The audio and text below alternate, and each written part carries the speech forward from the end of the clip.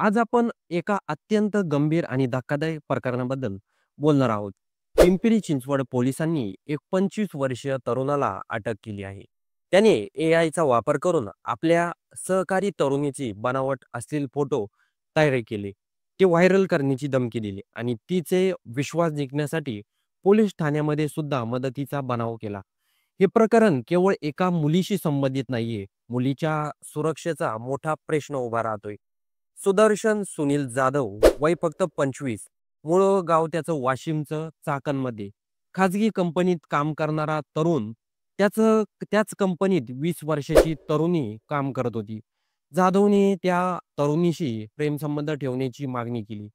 तरुणीनं ठामपणे नकार दिला. हा नकार त्याला सहन झाला नाही. रागातून आणि सुडाच्या भावनेतून त्याने एक भयंकर पाऊल उचललं. जाधवने सुरुवातीला तरुणीचे चोरून फोटो काढले. सोशल मीडियावर बनावट अकाउंट तयार केलं. त्या अकाउंटवरून तिला अश्लील संदेश पाठवले. इथंच थांबला नाही, तर एआयचा वापर करून तरुणीचा बनावट अश्लील फोटो तयार केला. तो फोटो आणि मेसेज तिला पाठवून हे सोशल मीडियावर व्हायरल करेन अशी धमकी दिली. आज एआयच्या साहाय्याने चेहरा बदलणे, फक्त फोटो एडिट करणे हे काही सेकंदात शक्य आहे. पण याचा अपराधी वापर होईल याची अजूनही कल्पनाही नसते. धक्कादायक गोष्ट म्हणजे तरुणी घाबरली आणि विश्वासाने ही गोष्ट स्वतः जाधवला सांगितली. त्याने तिचे विश्वास जिंकण्यासाठी उलट "चल, मी तुझी मदत करतो" असं अभिनय केला.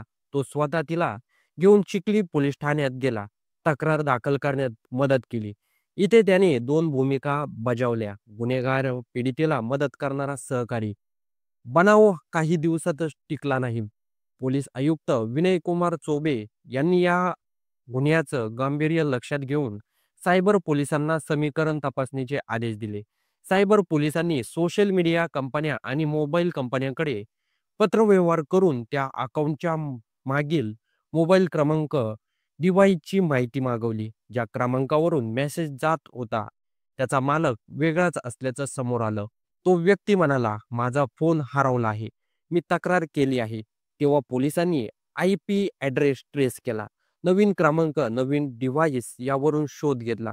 शेवटी धागेदोरे मिळाली आणि पोलिसांनी जाधवला त्याच्या चाकणमधल्या खोलीतून ताब्यात घेतलं. चौकशीत त्याने कबूल दिली, "हो, मीच आहे तो गुन्हेगार." या प्रकरणात जाधववर गंभीर गुन्हा कलमे लागू होतात. तरुणीची मानसिक छळ आणि ब्लॅकमेलिंग या संदर्भात कायदे.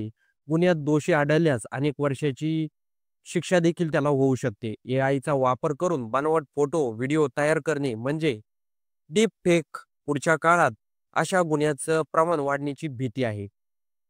समाजाने आणि सरकारने यासाठी कडक कायदे आणि लोकजागृती मोहीम राबवणे आवश्यक आहे. शाळा, कॉलेज पातळीवरही सायबर सुरक्षा शिक्षण देणं गरजेचं आहे. पिंपरी चिंचवडमध्ये घडलेले हे प्रकरण एक इशारा आहे. आपण तंत्रज्ञान वापरतो, पण तंत्रज्ञानावर डोळस नियंत्रण ठेवायला शिकलं पाहिजे. जाधवसारखे गुन्हेगार कितीही हुशारीने गुन्हा करण्याचा प्रयत्न केला तरी कायद्याचा हात लांब आहे. कोणताही तरुणी अशा धमक्यांना बळी पडू नये. ताबडतोब पोलिसात धाव घ्यावी. समाजाने एकत्र येऊन अशा प्रकरणाच्या विकृती विरुद्ध लढा उभारावा. आज आपण सगळ्यांनी हा धडा घेतला आहे. तंत्रज्ञानाचा वापर करायचा, गैरवापर नाही. तर तुम्हाला या घडामोडीबद्दल तुमचं काही मत असेल तर कमेंट बॉक्समध्ये नक्की नोंदवा.